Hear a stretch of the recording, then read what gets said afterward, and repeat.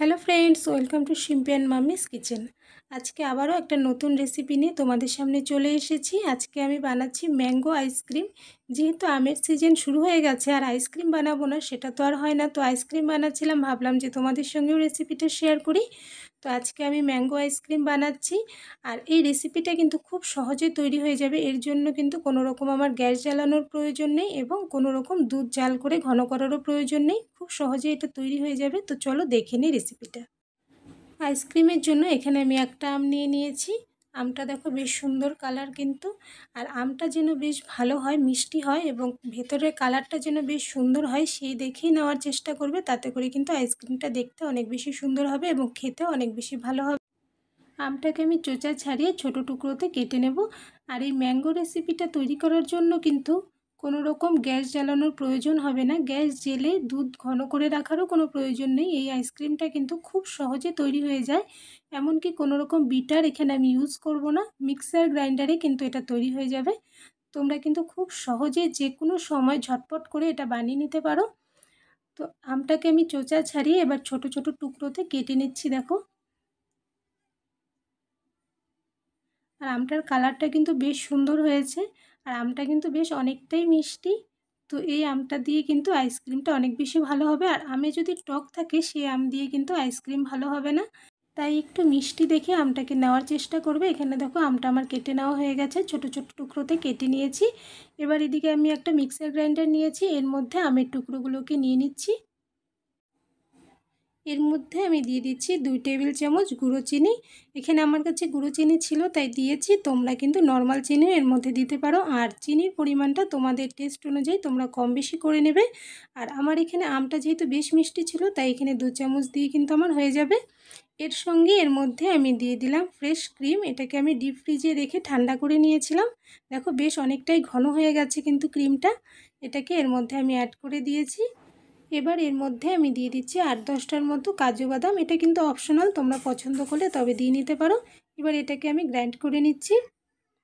দেখো পেস্টটা কিন্তু খুব সুন্দর স্মুথ তৈরি হয়েছে আর কতটা ফ্লাফি হয়েছে দেখে বুঝতে পারছো। আর যেহেতু ক্রিমটা আমি ঠান্ডা করে নিয়েছিলাম ডিপ ফ্রিজে রেখে, তাই এটা কিন্তু খুব সুন্দরভাবে ফ্লাফি হয়েছে।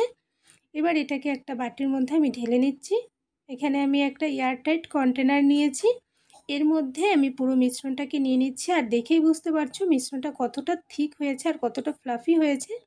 মিক্সার গ্রাইন্ডারে কিন্তু খুব সুন্দরভাবে আইসক্রিম তৈরি হয়ে যায়, এর জন্য কোনো রকম বিটারও দরকার হয় না। এভাবে করে কিন্তু তোমরা খুব সহজে এই আইসক্রিম ঘরে বানিয়ে নিতে পারবে। পুরো মিশ্রণটাকে কন্টেনারে ঢেলে নেওয়ার পর চামচ দিয়ে উপর থেকে একটু সমান করে দিয়েছি আর এটাকে কয়েকবার একটু ট্যাপ করে নিয়েছি যাতে করে এর মাঝে যে এয়ার বাবলসগুলো আছে সেগুলো ভরে যায়। এবং উপর থেকে আমি দেখো কিছু আমের টুকরো রেখেছিলাম আলাদা করে, সেগুলো দিয়ে চামচ দিয়ে একটু প্রেস করে ভেতরের দিকে ঢুকিয়ে দিচ্ছি। ভেতরের দিকে ঢুকিয়ে দিয়ে এর উপর থেকে আমি আরও কিছু আমের টুকরো দিয়ে সাজিয়ে দিচ্ছি এটাকে।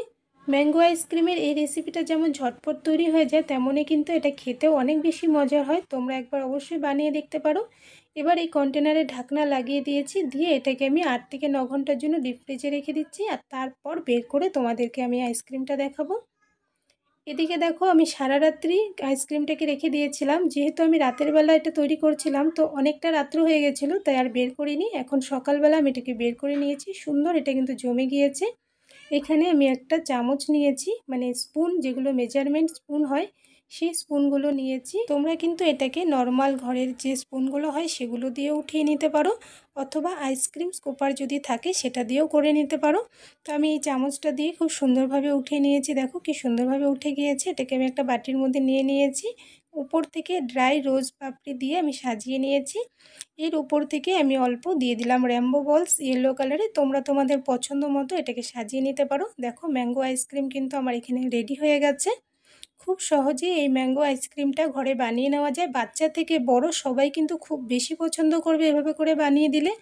আর আমার এই ম্যাঙ্গো আইসক্রিম রেসিপি তোমাদের কাছে কেমন লাগলো অবশ্যই কমেন্টস করে জানিও। ভালো লাগলে লাইক করো, শেয়ার করো।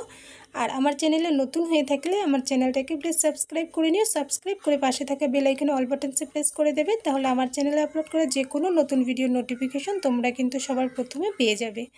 এরকমই আরও একটা নতুন ভিডিও নিয়ে তোমাদের সঙ্গে আবারও দেখা হবে। তাহলে আজকের জন্য বাই বাই।